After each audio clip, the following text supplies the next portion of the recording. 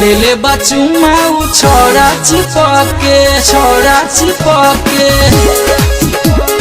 छोरा चिपके छोरा चिपके। म्यूजिक बाय ओमन रॉक। टूटल बनथुनिया कान के बाली कोरा में धके सखी छोरे नहाली। सखी बुझलू बड़ी तंग करेला हो। टूटल बनथुनिया कान के बाली कोरा में धके सखी छोरे नहाली। बिचले बौरानी के गोरावा उ धके ले ले बछौरा उ चुमा चिपके ले ले बचुमा उ छोरा चिपके ले ले बछौरा उ चुमा चिपके ले ले बछौरा उ चुमा चिपके।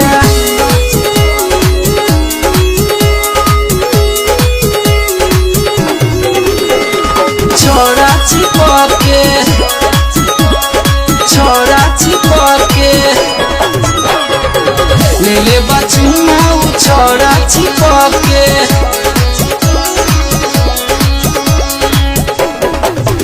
होठ दाँती से कटले बा गाल होठ से चटले बा। ए हो का कही होठ दाँती से कटले बा गाल होठ से चटले बा। आरे जात रही धइले बा हमरा लपके ले ले बचुमा उ छोरा चिपके ले ले बचुमा उ छोरा चिपके ले ले बचुमा उ छोरा चिपके ले ले बचुमा उ छोरा चिपके।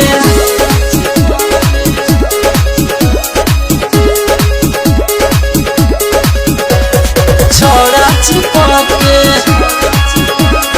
छोरा चिपके।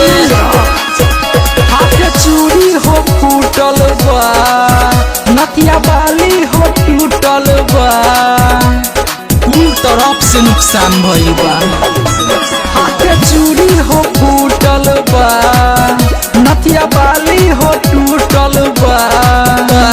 सोनू आकाश कमर धइले लपके ले ले बचुमा उ छोरा चिपके ले ले बचुमा उ छोरा चिपके ले ले बचुमा उ छोरा चिपके ले ले बचुमा